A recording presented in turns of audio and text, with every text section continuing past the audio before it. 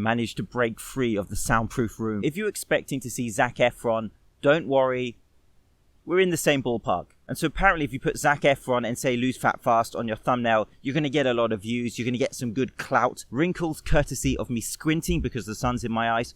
T-shirt, just a prototype. Some strong merch coming your way in 2019. But I'm actually going to troll you with some very useful information by Alan Aragon, who's a published researcher into nutrition. But I want to project you a pyramid which was actually put on the most reliable source of information, being Instagram. But don't let that fool you, because Alan Aragon is a published researcher. However, what he did is create a digestible graphic to help people, and putting it through Instagram is a form where people can easily visualize it and look at it. You might have seen many historical pyramids of eating. And what I like about Alan Aragon's graphic is not just the core information, but also the caveats and the variability which is explained. For example, the main layer is caloric deficit and realistic progress targets. However, he includes statements such as the more fat to lose, the greater the deficit can be and still preserve lean mass.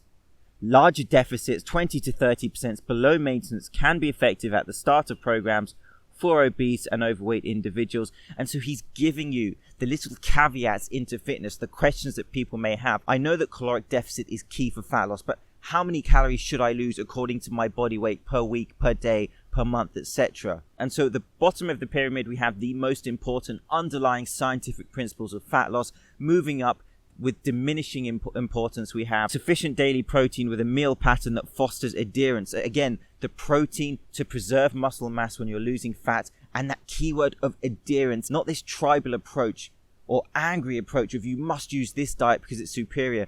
The eating protocol which psychologically helps you to adhere to being in caloric deficit for a sustained period of time can be extremely effective for you. And Aragon gives you some numbers for protein intake and also meal frequency, but the most importantly, he says, go with what you prefer and can stick to. Now, how simple yet important is that? And that's being projected from a well-respected nutritional researcher, and instantly you can see some of the contrast to your very famous, popular tribal fitness YouTubers who promote one specific diet as being superior, and then sell products, books and supplements to henceforth make dollar bills from said diet. Then we have carbohydrate and fat intake tailored to individual preference, again with an emphasis on personal preference, since impact on body composition is primarily determined by protein and total calories. Do you prefer low carb? Perfectly fine. Keto? Great. High carb? Low fat? Wonderful.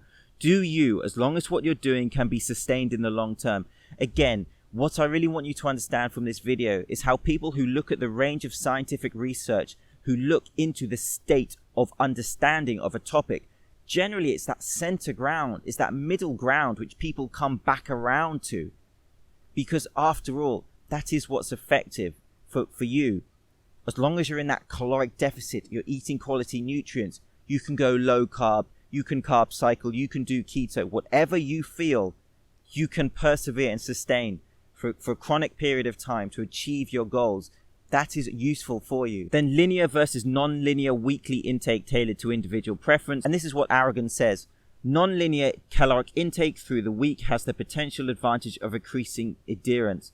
Claims of hormonal advantages through cyclical macronutrient intake are merely speculative. So, pop quiz. I will give you 5 seconds. How many hormone gurus can you name on YouTube? Go.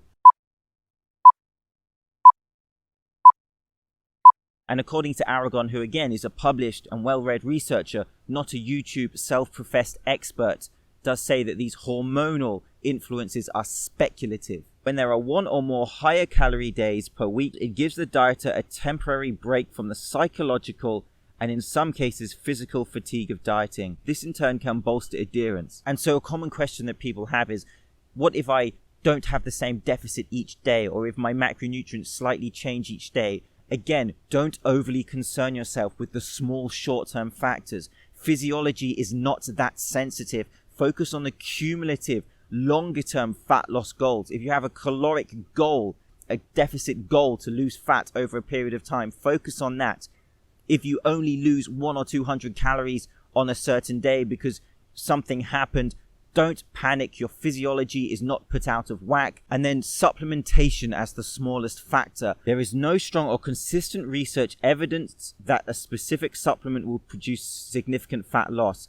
I've made videos, I made a recent video about fat loss supplements and how they don't hack fat loss. So please go and watch that. If you see a fat loss supplement sold in your shop over the counter, please understand that it cannot chronically and significantly hack fat loss for you. Very simply, in my opinion, you'd be better spending your time on other factors, such as your training, such as your overall nutrition, rather than looking for these sort of hacks, because fat loss happens on a per need basis where your body burns fat when it needs to. Lipolysis and beta oxidation do not always go hand in hand, and they can't be easily hacked. How do you achieve fat loss? It's the consistent, cumulative, chronic hammering of those scientific principles over time. Your caloric deficit, your resistance training and cardio, if you would like, to create that caloric deficit from dietary restriction, but also through training. And your dietary restriction should not be so restrictive. You should not crash your calories down. That is why being active and having training is so important. And so I've linked Alan Aragon's pages under this. Please go and have a look at his work. He really is a very balanced, analytical, non-tribal researcher into nutrition. And I feel as though his information could help so many people. And so I'm going to leave you with one last picture of Zac Efron. And I'm James Linker, Shredded Sports Science. I'll see you soon.